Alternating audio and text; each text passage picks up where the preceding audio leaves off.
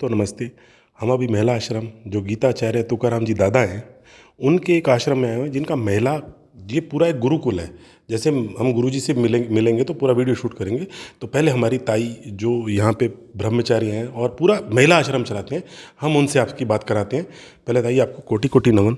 और आप बहुत अच्छा काम करते हो और इस हमारी ज़िंदगी के अंदर जो बदलाव बाहर वाले दुख हैं यहाँ पे आके वो कहीं ना कहीं ख़त्म हो जाते हैं।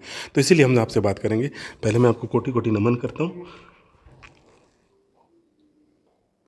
तो भाई आप इस पूरे हमारे को आश्रम के बारे में बताइए, कैसे आश्रम चलता है, इसमें कैसी कैसी पढ़ाई होती है, कैसे ध्यान होता है, कैसे गुरुजी की परंपरा को आप आगे बढ़ा रहे हो। यहाँ वंदनीय तुकडो जी महाराज जो है उसके ग्राम गीता ग्राम गीता हाँ, तुकडो जी महाराज की जी ग्राम गीता है। और ग्राम गीता के हिसाब से यहाँ का जो कार्य है वो चलता है।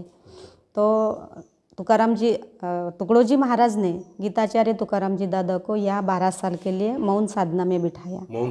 मौन साधना में 12 साल के लिए। 12 साल के लिए। तो 12 साल साधना होने के बाद यहाँ की जो रचनाएं हैं तो स्वावलंबन, स्वयं शासन और स्वयं पूर्णता। मतलब सरकार का कुछ यहाँ ट्रस्ट ग्रांट व्यक्ति कुछ मालक नहीं है। लोगों ने लोगों के लिए बनाया हुआ यह ग्राम स्वराज्य का प्रयोग है। ग्राम स्वराज्य का प्रयोग तो तुकाराम दादा ने यह ग्राम स्वराज्य का प्रयोग चलाया है। तो इसके आधार पे यहाँ के जो वास्तु दिखती है वो सब श्रमदान के ऊपर चलती है।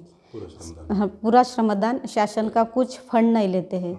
गांव के लोग आते हैं तो गांव के लोग अपने घर का अनाज लाते हैं, कुछ सामान लाते हैं, यह वास्तु खड़ी कर देते हैं। तो इसे अभी 53 ईयर्स हो गए, 53 साल हो गए ये प्रयोग चल रहा है। लोगों के आधारित, सरकार मान्य नहीं है, ये लोग मान्य है।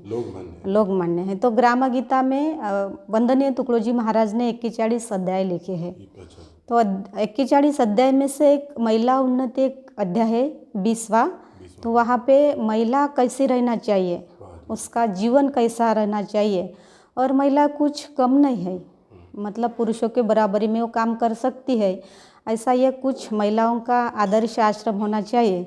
इसलिए यहाँ पे ये महिलाओं को, जो महिला है ध्येयनिष्ठ है, सब अपना जीवन समाज के लिए समर्पण करती है, ऐसे महिलाओं का यहाँ आश्रम बनाया गया है।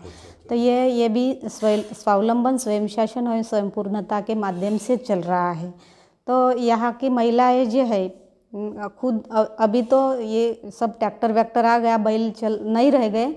पहले तो खुद बैल की खेती महिलाएं करते हैं, मतलब जितना जीवन में लगता है उतना सब महिलाएं कर लेती है। अभी भी हमको जितना लगता है तो जितना जितना हो सके हम बाहर से कम लाते हैं, यहाँ से सब उत्पन्न करते हैं। बड़ी अच्छी ज़िंदगी है जी। ये मतलब बाहर की ज़िंदगी के अंदर सबसे बड़ा जो टेंशन डिप्रेशन है वो बाहर की लेने की वजह से, अंदर जो पैदा कर लेते हैं मतलब आपकी ज़िंदगी नहीं, यहाँ का मतलब यहाँ का जो रचनाएं है आत्मानुसंधान। इसका जो ये है नाम जो है तो आत्मानुसंधान, बाहर का कुछ नहीं, मतलब अपने अंदर जो है उसको अनुभव करने का, उसको पाने का। हाँ, उसको पाने का है, उसी में रत रहने का, मतलब बाहर से कुछ। तो आप आरती और साधना कितने घंटे करते हैं? आरती मतलब यहाँ की दिनचर्या है, सब आश्रम के हिसाब से दिनचर्या चलती है। सुबह 4 बजे उठना, सुबह 4 बजे उठ जाते हैं? हाँ, 4 बजे उठ के शौच मुखमार्जन, थोड़ी देर अपनी वैयक्तिक साधना करते हैं, बाद में सामूहिक ध्यान करते हैं, सब मिलके ध्यान करते हैं। आओ सभी मिल जाए के प्रभु ध्यान धरेंगे, सबका भला करो यही आवाज़ करेंगे, मतलब सब लोगों का कल्याण करने के लिए साधना करते हैं, सामूहिक साधना। फिर पूरी दिनचर्या कैसी रहती है? सुबह सामुदायिक ध्यान होता है, सामुदायिक ध्यान के बाद कोई अपनी वैयक्तिक जो पढ़ाई है, कुछ योगा अभ्यास ध्यान ऐसा करते हैं। बाद में परिसर सफाई होती है, यहाँ की परिसर सफाई होती है। गौशाला है, कोई महिलाएं गौशाला में जाते हैं, कोई परिसर सफाई करते हैं। बाद में जो सीजनेबल काम रहते हैं, मतलब कि खेती का टाइम है तो हम खुद की खेती खुद करते हैं, तो खेती में चले जाते हैं सीजनेबल काम हो तो। नहीं तो सब्जी भाजी हर मतलब साल भर में रहती है, तो सब्जी भाजी उगाने के लिए कुछ महिलाएं चली जाती है, तो सब्जी भाजी करते हैं। मतलब 12-11 तक वहाँ का काम चलता है। अभी तो विश्रांति का टाइम है, 2-3 बजे तक विश्रांति। 2-3 बजे तक विश्रांति, फिर उसके बाद फिर उसके बाद जो सुबह का बचा हुआ काम है वो कर जाते हैं। शाम को 6 से 6:30 बजे तक सामुदायिक प्रार्थना होती है। सामुदायिक प्रार्थना। हाँ, सामुदायिक प्रार्थना होती है। सामुदायिक प्रार्थना का मतलब तो बताएंगे आपको, बड़ा मर्म है, अच्छा मर्म है सामुदायिक प्रार्थना का। बाद में सामुदायिक प्रार्थना होने के बाद फिर कोई पढ़ाई करते हैं। अभी सामूहिक ग्रंथ पठन है हमारा, कभी ग्राम गीता का सामूहिक ग्रंथ पठन महाराज ने जो लिखा है, तुकडोजी महाराज ने, वो भी, उसका भी साहित्य कभी पढ़ते हैं। कुछ वैयक्तिक साधना करते हैं। बाद में भोजन, बाद भोजन के बाद विश्रांति। तो ये पूरी दिनचर्या है, ये आश्रम की दिनचर्या। आश्रम की दिनचर्या।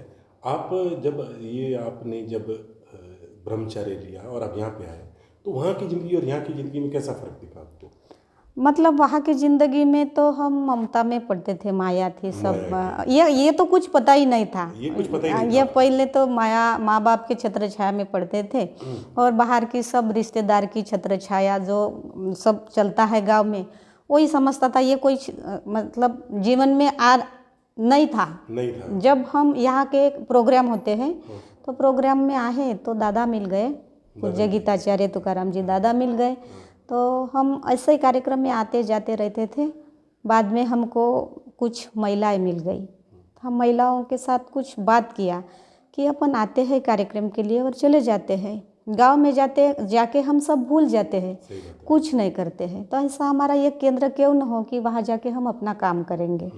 तो बात दादा के सामने रख दी, तो दादा ने यहाँ के महिलाओं को ये गुरुकुल पद्धति से ये महिला आश्रम बनाया। हाँ, सबसे बड़ी बात है कि आप लोग जो पुण्य का काम कर रहे हैं उसका तो कोई लेना देना, मतलब वो परे है, क्योंकि धरती पे ये चीज़ है ही नहीं ना, आज खत्म होती जा रही है सारी चीज़। इस वाली ज़िंदगी तो बाहर है ही नहीं, बाहर तो सिर्फ टेंशन, डिप्रेशन, पैसे के पीछे दौड़ बाकी रह गई है। अपनी ज़िंदगी सब कुछ पैसे खुद कमा लेना और सभी खाना करता है, ये तो बहुत अच्छा था। ये आपका, तो ये था हमारी ताई जो पूर्णतः ब्रह्मचारी हैं और यहाँ पे इस आश्रम में रहते हैं। और हमने यहाँ पे आज प्रसाद भी ग्रहण किया। इतना पवित्र प्रसाद हमको देख के बहुत, मतलब खाना खा के इतनी सुकून मिला और इतनी श्रद्धा मिली।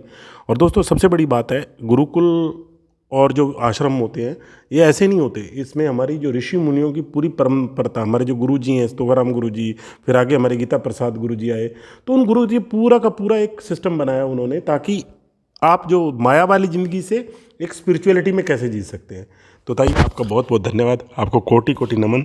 और सबसे बड़ी बात है, आपसे हमको सीखने को बहुत कुछ मिला है ना, और आपसे बहुत सारे और लोग भी इंस्पायर होंगे जो अपनी ज़िंदगी में शायद कुछ खुशियाँ प्राप्त कर लें, वरना तो बाहर की दुनिया दुखी रहती है। धन्यवाद ताई, थैंक यू सो मच।